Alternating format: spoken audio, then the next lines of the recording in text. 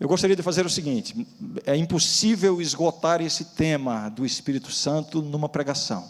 É um tema extremamente amplo, existem muitos debates, muitas discussões históricas, né, na história do cristianismo a respeito de aspectos da pessoa, da influência, da atuação do Espírito Santo. Então, nós não temos aqui a pretensão de entrar em todos os detalhes e abordar todos esses aspectos. Vamos aqui ao que consideramos ser fundamental para a nossa discussão. A verdade é que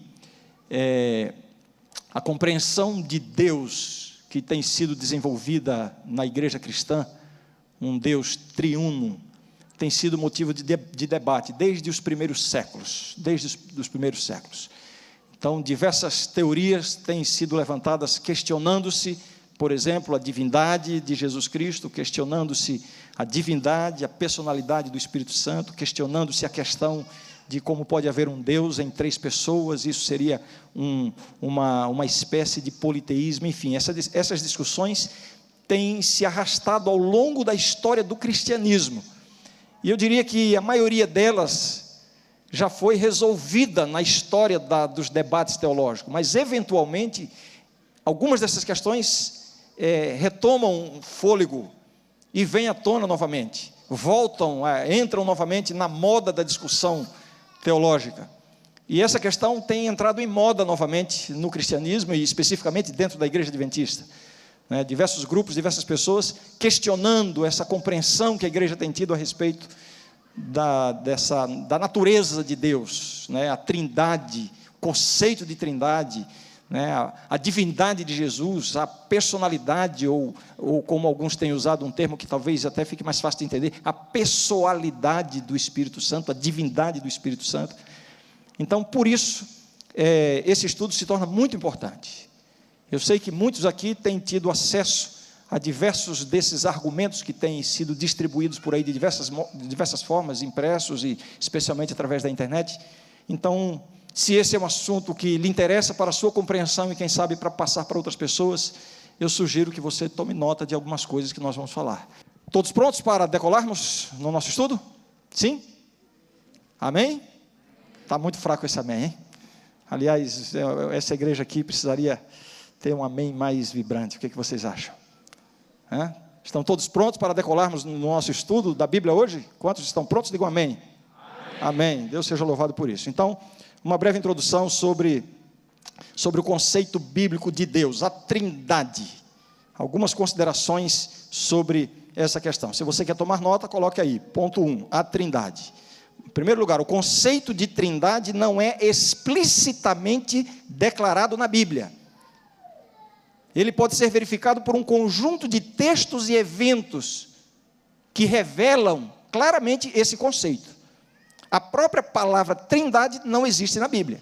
Aliás, alguns dos chamados antitrinitarianos, os que são contra essa compreensão de um Deus triuno, muitas vezes usam o argumento de que a Bíblia nem traz a palavra trindade. Mas o fato de não existir uma palavra na Bíblia não significa que esse conceito não exista. Você não vai encontrar uma declaração explícita sobre a encarnação de Jesus, mas ninguém questiona esse conceito. Você não vai encontrar uma palavra explícita sobre o milênio, ou a palavra milênio, mas você vai encontrar o conceito dos 1000 anos na Bíblia. Enfim, a ausência do termo não significa a ausência do conceito, né? Então, alguns comentários introdutórios sobre esse conceito bíblico de Deus. Eu vou destacar aqui 2 aspectos. O primeiro deles, a Bíblia revela a unicidade de Deus.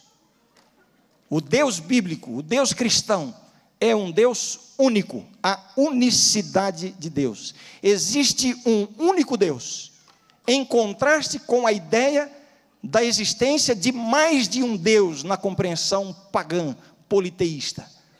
O Deus bíblico é único. Vou citar vários textos bíblicos. Você não precisa abrir a Bíblia, tome nota apenas, por uma questão de tempo. No Antigo Testamento, Deuteronômio capítulo 4, versos 35 e 39. A ti te foi mostrado para que soubesses que o Senhor é Deus, nenhum outro há senão Ele, um Deus único.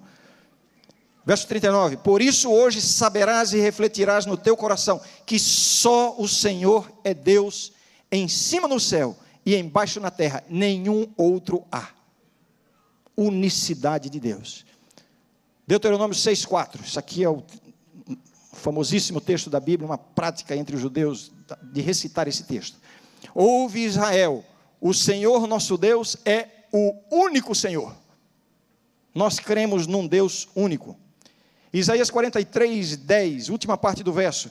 Antes de mim, Deus nenhum se formou, e depois de mim, nenhum haverá. Unicidade de Deus. No Novo Testamento, Marcos 12:29, respondeu Jesus, o principal mandamento é, e aí ele cita Deuteronômio, ouve, ó Israel, o Senhor nosso Deus é o único Senhor. Unicidade de Deus. Gálatas 3:20, ora, o mediador não é de um, mas Deus é um. Tiago 2:19, crês tu que Deus é um só? Fazes bem, até os demônios creem e tremem. Portanto, na nossa compreensão do conceito bíblico da divindade, a primeira coisa que precisamos ter em mente é que a Bíblia nos revela a unicidade de Deus. Só há um Deus. Nós cremos na existência de um único Deus. Além dele, não há outro. Ok? Ponto número 1. Um outro conceito, aliás, um outro aspecto do conceito bíblico de Deus, além desse primeiro básico fundamental da unicidade de Deus, e agora aqui entra, o que tem gerado alguma dificuldade de compreensão na mente de muitas pessoas. E eu diria, por que muitas pessoas têm dificuldade de entender isso aqui? Sabem por quê? Porque de fato é difícil entender. Eu diria, é um mistério, é impossível ter uma compreensão clara. Por isso que eu disse, vamos descalçar os pés, porque estamos em terra santa. A ideia da pluralidade de Deus. É um Deus único, mas esse Deus único, ele é plural. Alguém quer explicar isso aí? Por favor, explique. E me ensine como explicar. Mas é isso que a Bíblia diz. Agora vamos à Bíblia. Vamos à Bíblia. Então veja, apesar das vigorosas afirmações da unicidade divina, o pensamento bíblico não concebe a natureza de Deus em termos de simplicidade, mas de uma complexa pluralidade. Vejam bem, eu não estou fazendo um estudo exaustivo sobre a Trindade. Isso aqui é uma introdução para a gente estudar sobre o Espírito Santo. Por isso eu estou fazendo um esboço aqui, né? Vou ler alguns textos aqui que revelam essa pluralidade de Deus. Gênesis 1:26. Também disse Deus, façamos o homem à nossa imagem, conforme a nossa semelhança. Deus falando consigo mesmo, usando o plural, façamos. Gênesis 3:22, então disse o Senhor Deus, eis que o homem se tornou como um de nós, conhecedor do bem e do mal. Deus estava falando de si mesmo, no plural, um de nós. Nós quem? Alguém quer argumentar, não, havia algum anjo participando ali do processo da criação. Isso desmonta completamente a nossa compreensão do que a Bíblia ensina sobre a criação. Um ato exclusivamente de Deus, mas um Deus plural. Gênesis 11:7, no contexto da Torre de Babel, vejam o que Deus disse. Deus disse para si mesmo, vinde, desçamos e confundamos ali a sua linguagem, para que um não entenda a linguagem do outro. Deus falando, digamos assim, num concílio interno da divindade, falando no plural, há um relacionamento, há digamos assim, um diálogo, ou não sei se o termo seria correto, um triálogo, não? Vinde, desçamos e confundamos ali a sua linguagem. A pluralidade de Deus. Isaías 6:8, ao revelar a sua missão, Deus pergunta a Isaías, vejam a pergunta que Deus faz a Isaías. Depois disso, a expressão de Isaías é essa, depois disso ouvi a voz do Senhor, que dizia, a voz do Senhor, que dizia, a quem enviarei? E quem há de ir por nós? Disse eu, eis-me aqui, envia-me a mim. A quem enviarei? Deus falando, a quem enviarei? E quem há de ir por nós? Eu estou aqui citando apenas alguns dos textos, algumas das referências que deixam muito clara essa questão da pluralidade de Deus, né? Alguns tentam argumentar de que isso aqui seria o chamado plural majestático. Eu expliquei isso quando fizemos o estudo sobre a Trindade, né? A ideia de plural majestático é completamente extra-bíblica, não existe na Bíblia plural majestático. Isso é uma prática que vem do latim, não faz parte da Bíblia. Você não pode querer usar um argumento extra-bíblico para colocar dentro da Bíblia e defender uma doutrina. Então, não tem nada de plural majestático aqui, né? Então, realmente, a pluralidade de Deus. Muito bem, mas nenhum desses textos que eu li revela quantas pessoas são envolvidas nessa pluralidade. Mas aí, apesar de que no Antigo Testamento temos referências, mas de maneira mais clara, no Novo Testamento, fica muito clara a questão de quantas são as pessoas da divindade. Vou citar aqui, deixa-me ver, 3 textos apenas. Os 3 nos Evangelhos. O primeiro deles, no contexto da encarnação de Jesus. Respondeu-lhe o anjo, falando com Maria, né? Descerá sobre ti o Espírito Santo, olha aí, o Espírito Santo, e o poder do Altíssimo te envolverá com sua sombra. Por isso também o ente santo que há de nascer de ti será chamado Filho de Deus. Estão aqui 3 pessoas, o Espírito Santo, o Altíssimo, o Pai, e o ente santo, Filho de Deus. A presença dos 3. No batismo de Jesus, Mateus 3, versos 16 e 17. Batizado Jesus, saiu logo da água, vejam, Jesus, o Filho, e eis que se lhe abriram os céus, e viu o Espírito de Deus, descendo como pomba, vindo sobre ele. E eis uma voz dos céus que dizia: este é o meu Filho amado em quem me comprazo. Mais o momento em que as 3 pessoas aparecem ao mesmo tempo, né? O Filho sendo batizado, o Espírito Santo vindo em forma de pomba, e o Pai falando: este é meu Filho amado em quem me comprazo. As 3 pessoas. E um dos textos mais esclarecedores a respeito desse conceito da Trindade está na comissão apostólica, Mateus 28, 19. Ide, portanto, fazei discípulos de todas as nações, batizando-os em nome do Pai, e do Filho, e do Espírito Santo. Então, aqui está em um resumo, essa ideia, esse conceito da divindade na Bíblia. O que nós destacamos? A unicidade de Deus, a pluralidade de Deus, e quem são as pessoas da divindade?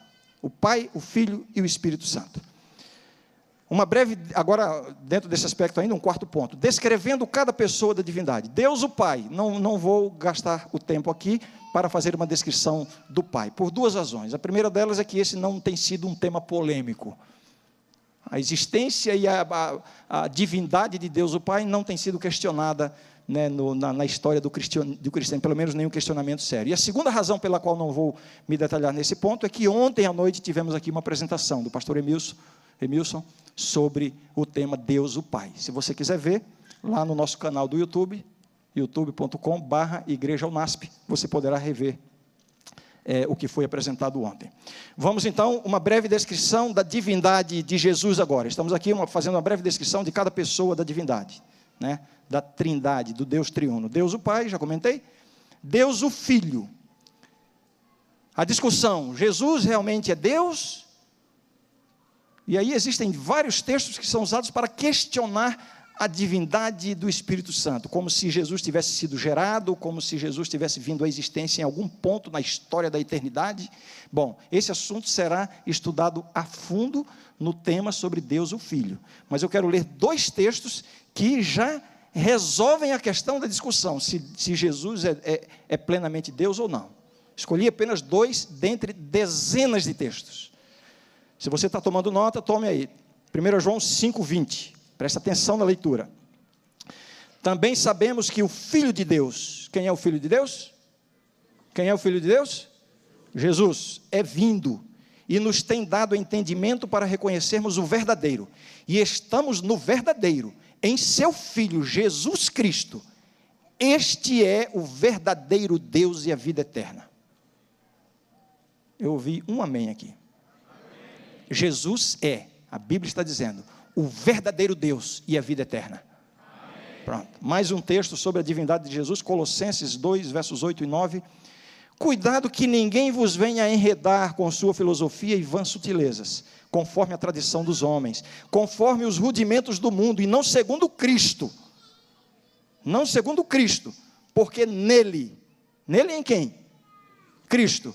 Nele habita corporalmente toda a plenitude da divindade.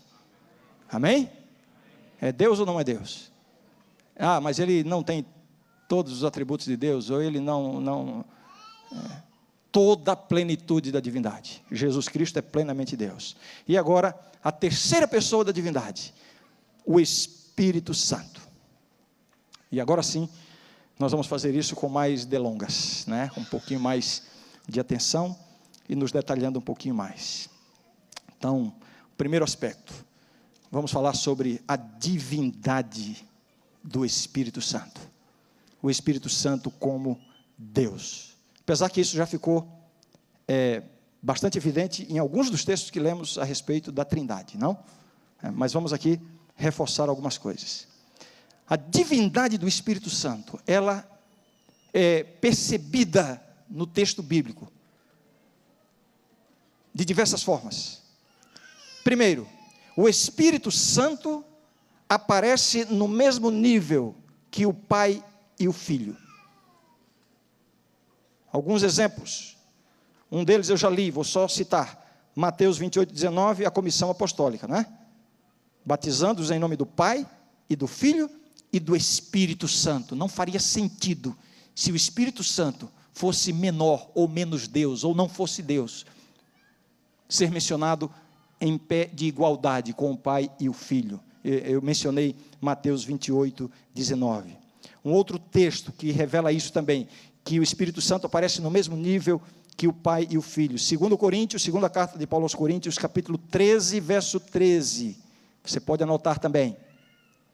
O texto diz assim, uma bênção apostólica, né? A graça do Senhor Jesus Cristo e o amor de Deus e a comunhão do Espírito Santo sejam com todos vós. Amém? Amém. O Espírito Santo aparece em nível de igualdade, no mesmo nível que o Pai e o Filho. A Bíblia apresenta as três pessoas da divindade ou da Trindade como tendo diferentes funções. Aliás, isso aqui dá um outro estudo, né? As funções específicas de cada um no plano da redenção. Hoje nós estamos nos detendo na questão do Espírito Santo. A pergunta é, existe hierarquia entre as pessoas da divindade, da Trindade? Existe uma hierarquia, veja bem, existem diferenças de funções, mas existe uma hierarquia de atributos divinos, ou de poder, ou de preferência, ou de algum aspecto, existe alguma hierarquia? Aí quando nós vamos à Bíblia, nós vemos as diversas referências, onde aparecem as três pessoas da divindade. E aí uma coisa que nós percebemos, a ordem em que aparecem, não há um padrão para essa ordem. Convencionou-se, né, talvez pela bênção apostólica e pela comissão evangélica, se usar a fórmula Pai, Filho e Espírito Santo. Então esta fórmula pode até insinuar uma ideia de hierarquia, o Pai em primeiro lugar, depois a segunda pessoa, o Filho, e a terceira pessoa, o Espírito Santo. Mas quando nós vamos à Bíblia e vemos a referência aos três, nós vamos ver que eles aparecem em ordens variadas. Vou dar alguns exemplos, não vou ler todos os textos, vou apenas mencionar e dizer a ordem em que aparecem. Se alguém quiser anotar, primeira carta de Pedro, capítulo 1, verso 2, a ordem é essa, Pai, Espírito Santo e Filho. João 15, 26, Espírito Santo, Filho e Pai, exatamente o contrário da fórmula convencional. João 14, 16, Filho, Pai, Espírito Santo. Efésios 2, 18, a ordem como aparece no original grego, Filho, Espírito Santo e Pai. Judas 20, 21, Espírito Santo, Pai e Filho. Efésios 4, 4 a 6, Espírito Santo, Filho e Pai. Ou seja, revela que não há uma hierarquia no sentido de ter um como sendo mais importante, mais poderoso, enfim, como tendo alguma precedência em relação ao outro. As diferenças entre eles, apresentadas na Bíblia, são diferenças funcionais. Bem, nós estamos aqui argumentando em favor da divindade do Espírito Santo. Mostramos primeiramente que o Espírito Santo aparece no mesmo nível que o Pai e o Filho. Agora, ainda argumentando em favor da divindade do Espírito Santo, nós vemos que a Bíblia apresenta diversas ações divinas, ações de Deus, que são atribuídas ao Espírito Santo. Eu escolhi uma delas para compartilhar com vocês, e vamos fazer a comparação. Se você tiver 2 Bíblias na mão, abra uma Bíblia em cada texto. Se só tiver uma Bíblia, abra num texto, marque com o dedo e a gente abre a outra para a gente poder comparar, tá bom? Mas quem trouxe 2 Bíblias vai sair em vantagem hoje. Tá? Então a gente vai ler primeiramente, nós vamos ler primeiramente Atos, capítulo 28. Atos, capítulo 28.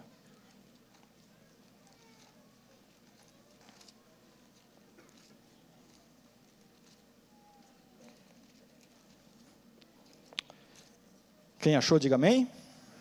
Quem não achou, diga misericórdia. Alguns não acharam, a gente espera. Misericórdia para esses.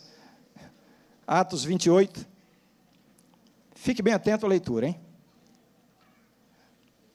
A partir do verso 25. Diz assim: E havendo discordância entre eles, despediram-se, dizendo Paulo estas palavras: Bem falou. O que está escrito aí agora? Na sua Bíblia? Quem foi que falou? O Espírito Santo. O nosso argumento aqui qual é? O argumento é a divindade do Espírito Santo. E eu vou mostrar agora o tópico: ações divinas que são atribuídas ao Espírito Santo. Por isso, podemos crer que Ele é Deus. Então aqui, bem falou o Espírito Santo a vossos pais, por intermédio do profeta Isaías, quando disse: Vai a este povo e dize-lhe: de ouvido ouvireis e não entendereis, vendo vereis e não percebereis, porquanto o coração desse povo se tornou endurecido, com os ouvidos ouviram tardiamente e fecharam os olhos, para que jamais vejam com os olhos, nem ouçam com os ouvidos, para que não entendam com o coração e se convertam e por mim sejam curados. Isso aqui é um texto que dá outro sermão, né? Mas eu estou lendo o texto para a gente poder reconhecer esse texto lá na referência em que é feita, porque o verso 25 diz, Paulo dizendo: bem falou o Espírito Santo a vossos pais por intermédio do profeta Isaías. Quem foi que falou? Quem foi que falou? O Espírito Santo. Por intermédio de quem? De Isaías. Então vamos lá ver em Isaías como é que está essa coisa de que o Espírito Santo falou por intermédio de Isaías. Você vai achar, se a sua Bíblia tiver essas referências de rodapé, você já sabe qual é o texto de Isaías. Nós vamos para Isaías, capítulo 6.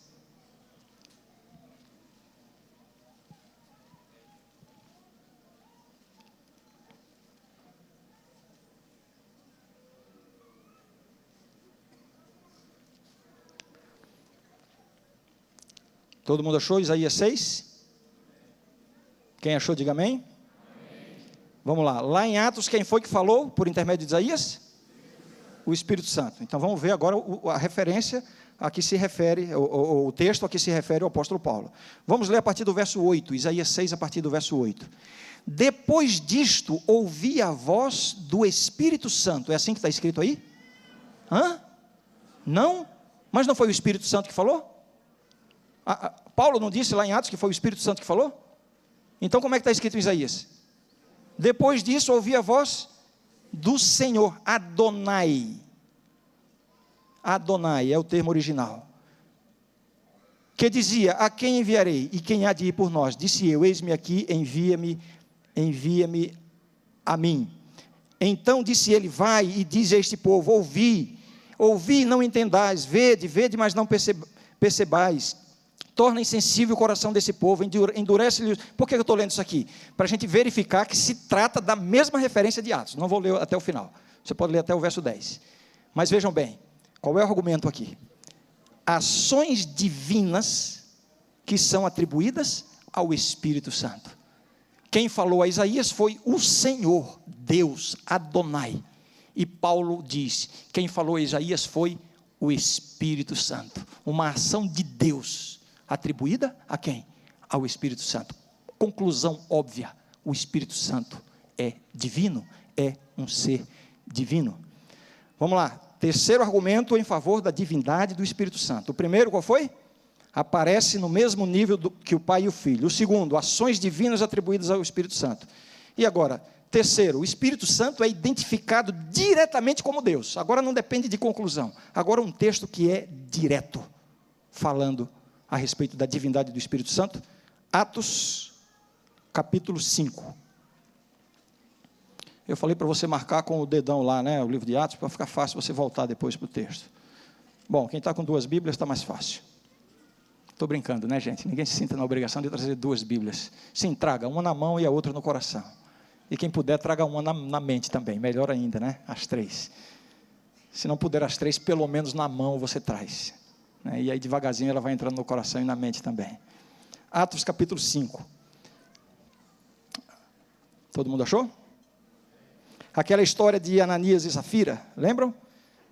Que eles prometeram que iam fazer uma doação para a pregação do Evangelho, aí venderam o terreno, a propriedade, voltaram e não entregaram tudo como haviam prometido. Aí acontece o diálogo que nós vamos ler agora. Atos capítulo 5,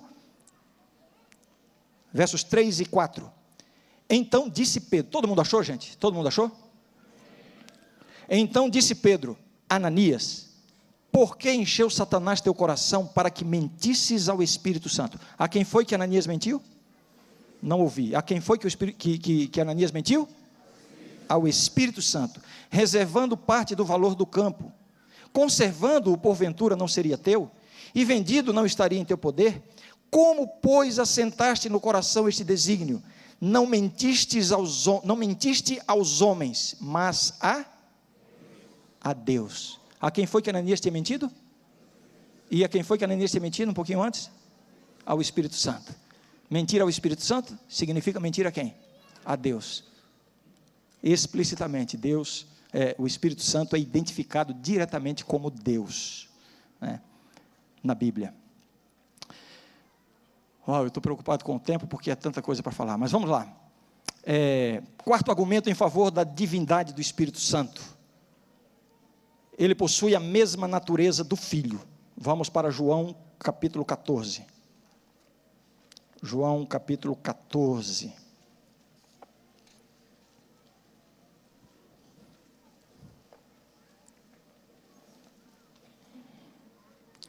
João capítulo 14. Vamos ler apenas, poderemos ler outros textos aí, mas vamos nos deter ao verso 16. O verso 26 também fala, mas vamos ler o verso 16. Jesus falando, né? E eu rogarei ao Pai, e Ele vos dará outro Consolador, a fim de que esteja para sempre convosco. Outro Consolador. Eu li João 14, verso 16. Jesus, subindo ao céu, iria subir, e aí o Pai enviaria outro Consolador. A palavra outro, eu estou aqui recapitulando uma coisa que provavelmente a maioria de vocês já sabe disso, né? A palavra outro, aqui no Novo Testamento, ela pode ser a tradução de 2 palavras gregas. Existem 2 termos gregos que são traduzidos para outro no nosso idioma. Quais são os 2 termos gregos? Um deles é heteros, outro. O outro deles é alos, ou alós, outro. Qual a diferença entre heteros e alós? Outro e outro. Em português é tudo traduzido por outro, mas no original há uma diferença entre esses 2. Heteros significa outro, diferente. Tanto que a gente usa esse termo em diversas, enfim, na própria língua portuguesa, né? Outro no sentido de ser diferente. Já o segundo termo, alós, significa outro, sendo da mesma categoria ou espécie. E o termo usado aqui, em São João 14, é alós. Outro Consolador, é outro, mas é da mesma categoria, da mesma espécie que Jesus. Então, Jesus sendo uma pessoa, o outro Consolador é outro, também uma pessoa. Jesus sendo uma pessoa divina, o outro Consolador é outro da mesma natureza, é também uma pessoa divina. Portanto, aqui fica mais uma vez evidenciada a divindade do Espírito Santo. Vamos para o segundo tópico agora a respeito do Espírito Santo. O primeiro deles foi a divindade do Espírito Santo. Agora vamos ver sobre a personalidade do Espírito Santo. Quando a gente usa o termo personalidade aqui, não confunda com o sentido de personalidade, no sentido que às vezes é usado entre as ciências comportamentais, né, da psicologia, etc. A ideia aqui é de um termo que talvez seja mais esclarecedor, seria pessoalidade. Personalidade no sentido de ser uma persona, de ser uma pessoa. Evidentemente, não estou falando aqui de pessoa humana, mas de ser uma pessoa, no sentido de ter as características de uma pessoa: individualidade, inteligência, vontade, emoções, enfim, a pessoalidade do Espírito Santo. E a pergunta lançada aqui é: o Espírito Santo é um ser pessoal ou é um ser neutro? Na Bíblia, como se fosse uma energia que procede do Pai, uma força. O Espírito de Deus procede de Deus, é uma força que vem de Deus, é uma influência de Deus, não é uma pessoa. Esse é um argumento. Então a pergunta é: o Espírito Santo é pessoal ou é essa energia, essa força, esse ser neutro? Como é que nós encontramos isso na Bíblia? Bom, pelo que já vimos sobre a divindade do Espírito Santo, a resposta já está dada, né? Mas vamos ver aqui especificamente sobre essa pessoalidade do Espírito Santo. Algumas dificuldades que alguns encontram para aceitar a ideia da pessoalidade do Espírito Santo é que a forma como o Espírito Santo aparece e age na Bíblia, muitas vezes, transmite a ideia de ser, de fato, um elemento neutro, não uma pessoa. Vou citar aqui alguns exemplos. Por exemplo, o próprio nome Espírito Santo. Por exemplo, os nomes de Deus Pai e Deus Filho. Os nomes, o Pai e o Filho já evocam a ideia de pessoas. O Espírito Santo dá a ideia de uma energia. O próprio nome Espírito não traz essa ideia clara de uma realidade pessoal. Por isso alguns têm essa dificuldade. Outra coisa, a Escritura se refere ao Espírito como assumindo a forma de pomba. A Bíblia o compara ao vento, à água, ao fogo. Como é uma pessoa, se ele aparece em forma de pomba, de vento, de água, de fogo? A Bíblia diz que o Espírito Santo é derramado em nossos corações. O Espírito Santo será derramado, a promessa da descida do Espírito Santo, a promessa escatológica. Como é que uma pessoa pode ser derramada? Então vejam, essas questões aqui trazem dificuldade de compreensão na mente de muitas pessoas, de aceitar que o Espírito Santo seja uma pessoa. Outro ponto que gera essa dificuldade é que o gênero, vamos falar agora da sintaxe, né? O gênero da palavra espírito no grego, pneuma, o gênero é neutro, não é nem masculino nem feminino, é neutro. Eu não sou perito em grego, né? Mas trazendo para o inglês, eu diria, não é nem he, nem she, é it. O gênero da palavra pneuma, espírito, nas diversas formas como aparece na Bíblia, tanto se referindo ao Espírito Santo, como se referindo a outros espíritos. Então, o fato de ser neutra, de ter o gênero neutro, evoca a ideia de que o Espírito não é uma pessoa. Então, vamos agora argumentar em favor da ideia de que o Espírito Santo é sim uma pessoa. Vamos começar com essa questão da neutralidade do termo, pneuma. O uso de pronomes masculinos no grego, apesar de espírito, pneuma, ser neutro. Nós vemos que, em diversas ocasiões, quando se refere ao Espírito Santo, espírito sendo uma palavra neutra, exigiria, né, um pronome neutro. No entanto, diversas vezes é usado o pronome masculino à custa da própria sintaxe grega, porque se trata de uma pessoa. Vou dar um exemplo, você pode anotar aí, né? A gente está em São João 14, né? Já que você está com a Bíblia aberta em São João 14, vamos ver o verso 26. Mas Mas o Consolador, o Espírito Santo, a quem o Pai enviará em meu nome, esse, no original não é esse, é ele. Ele, masculino, não é um gênero neutro. Ele vos ensinará todas as coisas e vos fará lembrar de tudo o que vos tenho dito. Portanto, isso se usa somente no idioma original, somente para uma pessoa. Não vou ler outros exemplos por uma questão de tempo, mas vou citar vários outros exemplos para quem está tomando nota. Do uso do pronome masculino, se referindo ao espírito, pneuma, mesmo pneuma sendo neutro. São João 14, 16, 17 e 26, São João 15, verso 26, São João 16, versos 7, 8, 13 e 14. Quem foi rápido, tomou nota de tudo. Sim ou não? Estamos aqui no argumento da pessoalidade do Espírito Santo. O Espírito Santo é uma pessoa. Já vimos que ele é Deus. E agora estamos vendo que ele tem personalidade, né? Então, dentro desse aspecto, nós já vimos o uso do pronome masculino. E vamos ver agora atributos pessoais do Espírito Santo na Bíblia. Gente, são tantos que não dá para a gente ler todos aqui. Tá bom? Mas eu vou fazer as referências bíblicas e vou ler olha, eu fiz uma seleção de 12, dentre tantos outros, há muitos outros, eu fiz uma seleção de 12, e vou ler com vocês 3 deles, né? Deixei aqui 3, por último, para serem lidos aqui. Atributos pessoais, ou seja, características que só podem existir num ser pessoal, características que não podem. É inconcebível pensar em alguma dessas características se referindo a uma energia, uma força, a um ser impessoal. Portanto, características pessoais do Espírito Santo, atributos pessoais, né?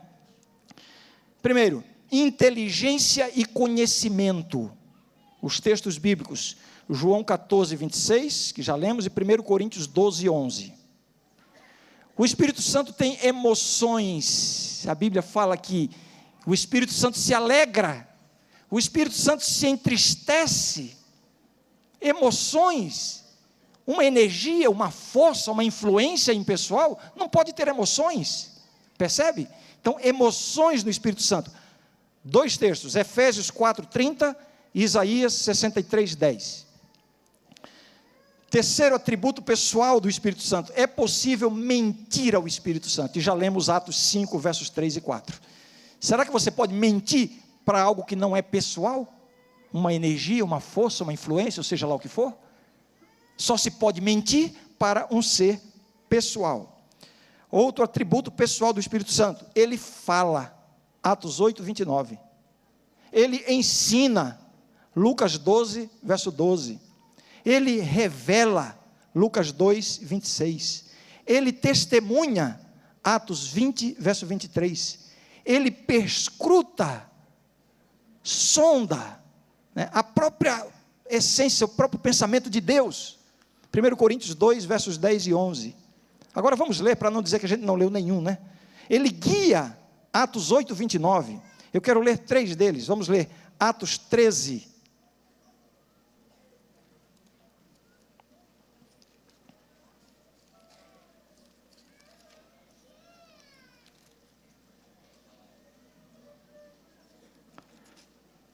Atos 13,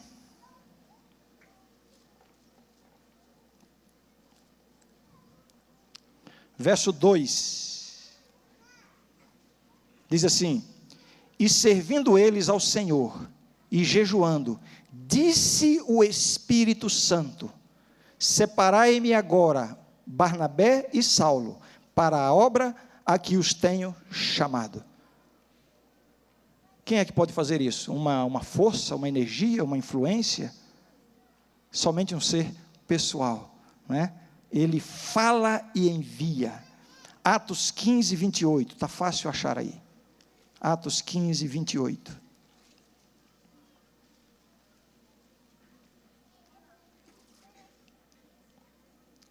Pois pareceu bem ao Espírito Santo e a nós, não vos impor maior encargo, além destas coisas essenciais. pareceu bem ao Espírito Santo. Nós vemos o que aí? Nós vemos aí um ser que tem raciocínio, um ser que tem capacidade de julgamento para determinar o que parece bem e o que não parece bem. E isso só pode acontecer num ser pessoal, jamais numa influência, numa força, numa energia impessoal. E finalmente, encerrando esse argumento, Romanos 8, está fácil achar aí um pouquinho à frente.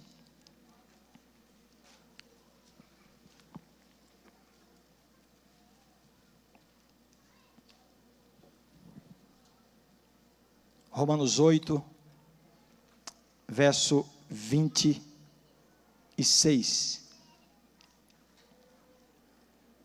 Diz assim: também o Espírito semelhantemente nos assiste em nossa fraqueza, porque não sabemos orar como convém, mas o mesmo Espírito intercede por nós sobremaneira, com gemidos inexprimíveis. O que você imagina aí do Espírito Santo? Um ser divino que intercede por nós, com gemidos inexprimíveis. É um ser pessoal, é um ser que sente, é um ser que tem emoções.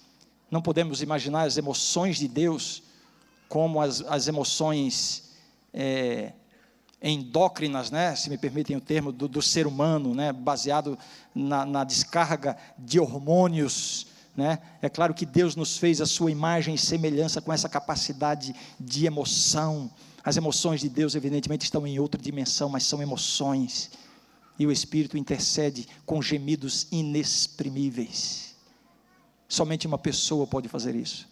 Irmãos, com esse conjunto de argumentos, eu tentei aqui mostrar para a minha querida igreja que alguns pensamentos que andam circulando por aí pela internet e outros meios, tentando tirar do Espírito Santo esses atributos divinos, né, da sua plena divindade, da sua ação como Deus, do reconhecimento que a Bíblia dá a Ele como um ser divino, da sua pessoalidade, da sua individualidade, dos seus atributos como pessoa.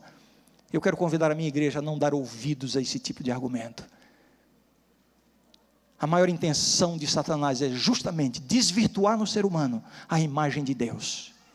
Essa é a maior intenção do ser humano, de Satanás. E uma das formas é descaracterizando o que a Bíblia ensina sobre a natureza de Deus, sobre a pessoa de Deus. Esse Deus que por um lado é um Deus único, é um único Deus. Por outro lado, é um Deus triuno, um Deus existente em 3 pessoas. E aqui também não cabe aquela ideia, né? Aliás, existem talvez dezenas de formas de explicar a Trindade, né? Uma delas é de que é apenas uma pessoa e que historicamente se revela em diversas funções. Num período da história se revelou como Pai, em outro período como Filho, em outro período como Espírito Santo. Isso é incabível na Bíblia. E outras interpretações de que o Pai é o mesmo Filho, que o Filho é o mesmo Pai, que eles trocam de funções, ele assume funções. Isso é incabível na Bíblia. Aliás, os nossos pioneiros, os pioneiros da Igreja Adventista, rejeitaram em grande parte a ideia trinitariana por causa dessa compreensão equivocada. José Bates, por exemplo, disse: eu não posso aceitar a doutrina da Trindade, porque como é que eu posso aceitar que o Deus Pai é o mesmo Deus Filho? Veja o conceito que havia. Era isso que os fazia rejeitar a ideia trinitariana. Mas a compreensão correta bíblica é essa: um Deus único e um Deus plural, 3 pessoas. O Pai não é o Filho, o Filho não é o Espírito Santo, o Espírito Santo não é o Pai. São 3, mas são 3 em um. Um em essência, um em natureza, um em divindade, um em propósito, um em amor. Um na ação para salvar o ser humano pecador, cada um assumindo funções diferentes. Agora, irmãos, como é que o Espírito age na vida do cristão? E com essa explanação eu quero terminar minhas considerações. Como é que o Espírito Santo age na vida do cristão? Nós temos que fazer uma diferença, digamos assim, teológica, entre a ação histórica do Espírito na igreja. Isso aí é uma coisa. Historicamente o Espírito tem uma ação histórica na igreja, um momento em que ele é derramado sobre a igreja, um momento em que ele vai atuar escatologicamente. São os derramamentos históricos, né? na igreja primitiva, o derramamento escatológico do Espírito Santo. A ação do Espírito na igreja, concedendo dons espirituais, habilitando a igreja, isso é uma coisa, é um aspecto do estudo do Espírito Santo. Mas eu quero falar sobre a ação do Espírito no ser humano, no pecador. Eu vou mencionar os textos, eu vou pedir licença de recitar os textos, e não convidá-los para abrirmos a Bíblia juntos, por uma questão de tempo, mas você pode anotá-los. Vejam só a ação do Espírito na vida do cristão. João 16:8 diz assim: quando ele vier, convencerá o mundo do pecado, da justiça e do juízo. O Espírito Santo convence do pecado, da justiça e do juízo. O que é que eu imagino aqui? O Espírito Santo indo a um pecador, longe de Deus, um pecador insensível, um pecador que está fora dos caminhos de Deus, e o Espírito Santo toca nesse coração, e mostra a necessidade de Deus, a condição do pecador. Você é pecador, você está condenado. A ação do Espírito Santo, a ação do Espírito na vida do pecador prossegue. João 3, versos 5 e 6. Respondeu Jesus: em verdade te digo, quem não nascer da água... Aliás, eu pulei um texto, Romanos 5:5. Romanos 5:5. O amor de Deus é derramado em nosso coração pelo Espírito Santo que nos foi outorgado. O Espírito convence do pecado. Quando a pessoa tem seu coração aberto para a influência do Espírito, reconhece a sua condição de pecador, percebe que está perdido, aí vem a noção do amor de Deus. A ação do Espírito Santo derrama o amor de Deus no coração. Se o coração continua sensível à obra do Espírito, aí sim, João 3, 5 e 6. Em verdade te digo, quem não nascer da água e do Espírito não pode entrar no reino de Deus. O que é nascido da carne é carne, o que é nascido do Espírito é Espírito. O Espírito Santo efetua o novo nascimento, a transformação, essa regeneração. Isso é obra do Espírito Santo. Romanos 8:14. Pois todos os que são guiados pelo Espírito de Deus são filhos de Deus. O Espírito faz de nós filhos de Deus. Se nós somos filhos de Deus, não só pela criação, mas principalmente pela adoção, pela redenção, é por causa da obra do Espírito em nosso coração. É o Espírito que nos faz filhos de Deus em Cristo. João 16:13. Quando vier, porém, o Espírito da verdade, ele vos guiará em toda a verdade. É o Espírito quem nos guia na verdade. Conhecereis a verdade, e a verdade vos libertará, disse Jesus. E é o Espírito quem nos guia na verdade. 2 Coríntios 3:18. E todos nós, com o rosto desvendado, contemplando como por espelho a glória do Senhor, somos transformados de glória em glória, na sua própria imagem, como pelo Senhor o Espírito. O Espírito nos transforma à imagem de Cristo. Finalmente, Romanos 8:2. Porque a lei do Espírito da vida em Cristo Jesus te livrou da lei do pecado e da morte. É pela ação do Espírito que o pecador é liberto do poder do pecado. Será que eu posso fazer uma recapitulação desses passos aqui? O Espírito Santo alcança o pecador que está longe de Deus, o convence do pecado, da justiça e do juízo. Reconhecendo a sua condição de pecador e perdido, condenado, e se abrindo à influência do Espírito Santo, o Espírito Santo derrama o amor de Deus nesse coração. E quando a pessoa recebe o amor de Deus e reage positivamente, o Espírito Santo efetua o novo nascimento, transforma, novo nascimento, uma nova criatura, implanta uma natureza espiritual. O Espírito Santo, então, por esse processo, faz de nós filhos de Deus pela adoção, aceitando a Jesus como nosso Salvador pela influência do Espírito, somos feitos filhos de Deus. E agora, para andar na verdade, o Espírito Santo guia na verdade a este que foi transformado pelo seu poder. E o Espírito Santo opera a transformação até a semelhança do caráter de Cristo. E finalmente, pelo poder do Espírito, o pecador consegue se libertar do poder do pecado e da tentação. A presença do pecado será eliminada no final, quando Jesus voltar. Mas hoje, nós podemos ser vitoriosos sobre o poder do pecado e da tentação. Eu quero dizer para você que o Espírito Santo é capaz de pegar um pecador no fundo do poço e fazer dele um filho de Deus vitorioso. É isso que o Espírito Santo pode fazer. É isso que o Espírito Santo quer fazer na vida de cada um de nós. O que nós fizemos hoje aqui não foi apenas com a intenção de dar uma compreensão intelectual, conceitual, informativa, teológica, seja lá o que for, a respeito da pessoa do Espírito Santo. O que fizemos aqui foi tentar mostrar para a igreja que nós temos um Deus Espírito, um Deus Espírito Santo, que está ao nosso lado a cada momento, que não se cansa de atuar em nosso coração. Eu quero dizer para cada pessoa aqui, eu quero dizer para cada jovem, talvez você esteja com a consciência machucada, com a consciência manchada, talvez você esteja sentindo uma culpa por um pecado, por uma tentação a que você vem cedendo. Eu quero dizer para você que esse Espírito Santo, que é Deus, que é uma pessoa, Ele ama tanto você, que Ele não desistiu de você.